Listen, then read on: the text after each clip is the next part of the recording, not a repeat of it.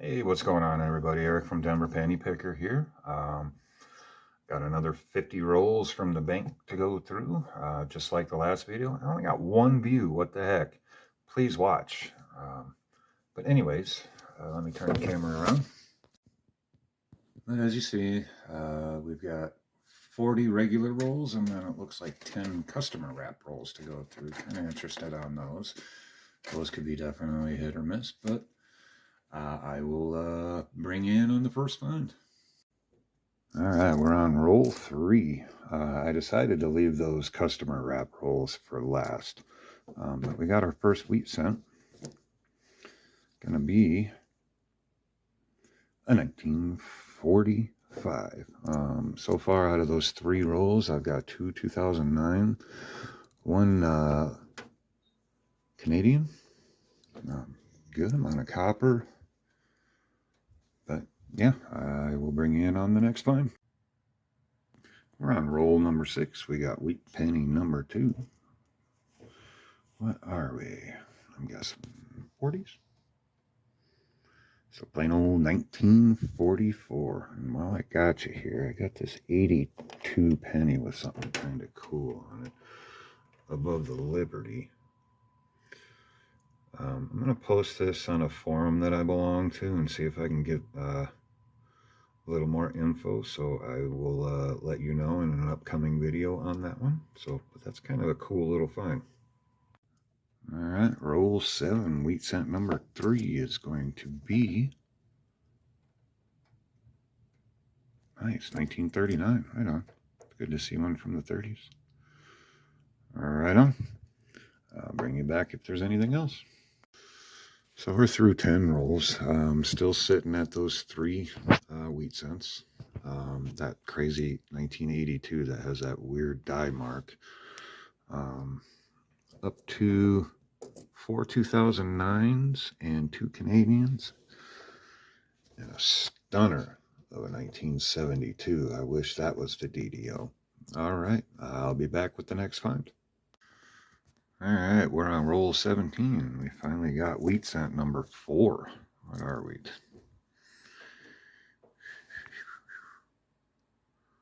Yeah, 1948 Denver. Pretty decent shape. I'll just check it for an RPM quick. There we go. We finally got wheat cent number 4. Been a little while.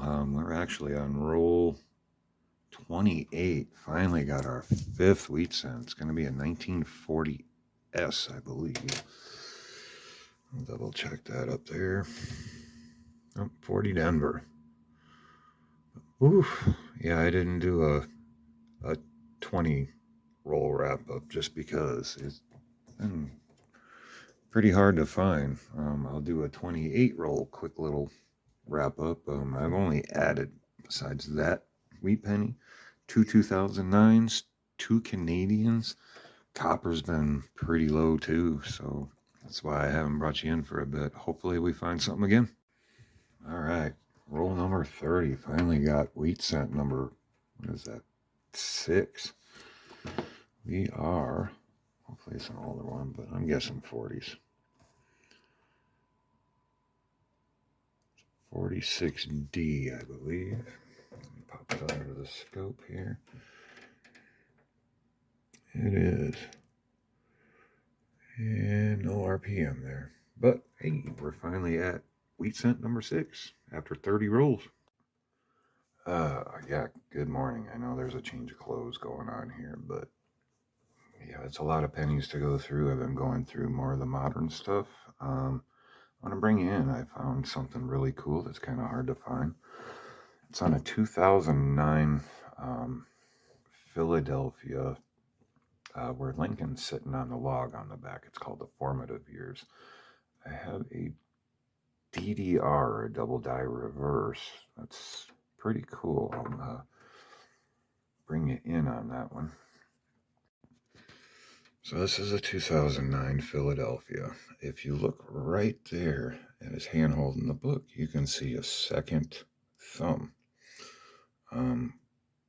Yeah, what, A little bit I could find on there. It's an FS803, so yeah, it's got its own FS designation. Let me bring up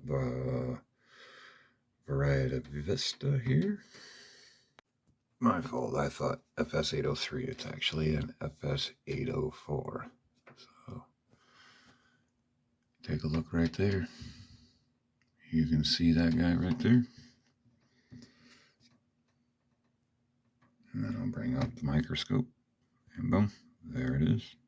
But just wanted to bring you in on that. That's a cool variety to find. All right, I just picked up this box at the bank today. All customer wrap rolls. The good thing about these, I did crack open a few. It looks like they're all coppers. 1960 Denvers and 1958 wheat pennies. They're all BU.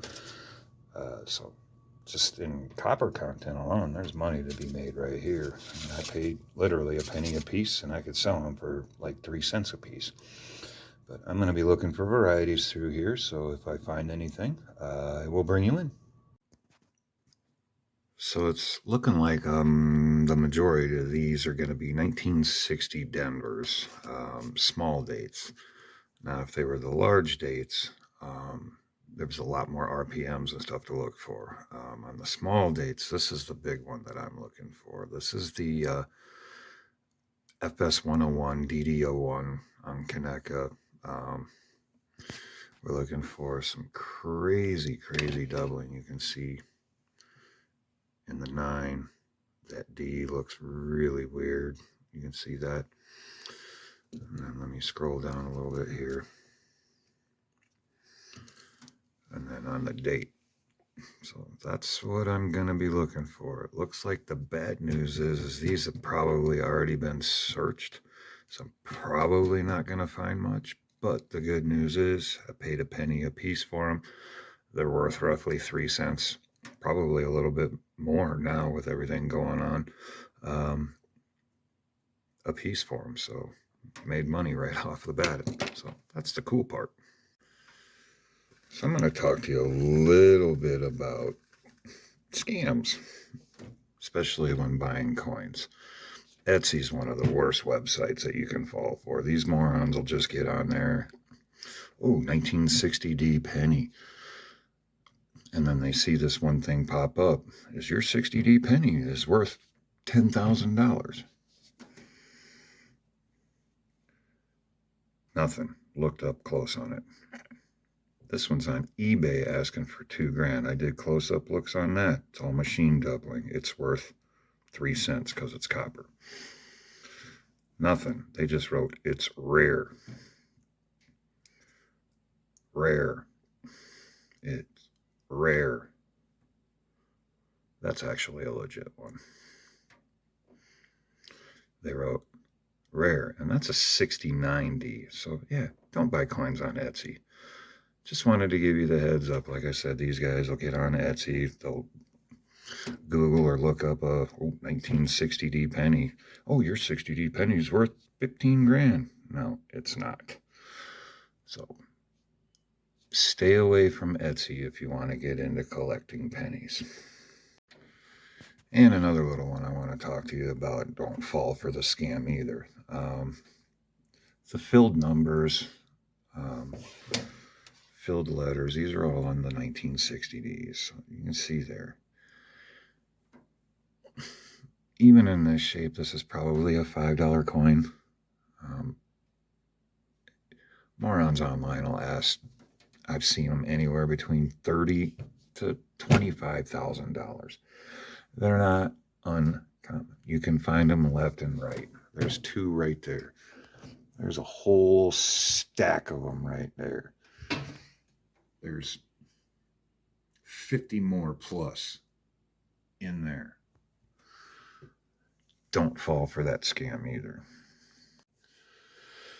Well, it took me a while to go through those. That was like 5,000 coins in those 2 boxes.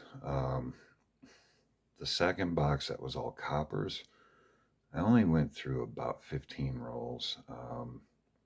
And then I rolled everything back up and ended up trading that for essentially this little collection that I bought that's going to be on the next video. But yeah, there just wasn't a whole lot to look at. To me, they look like they were searched. But yeah, this next one's going to have some nickels and dimes and some silvers that were found in this little collection that I picked up. Some really good key dates and semi-key date pennies. I know there's at least one 1922D penny in there. I got to go through and separate all of that stuff, so I'm kind of excited on that. But yeah, there wasn't much on those two boxes, but give me but yeah, the next video should be pretty fun. So little history lesson today is going to be 1957, and we're just going to talk about a few things, pretty much what they cost back then, since everything is going through the roof right now here.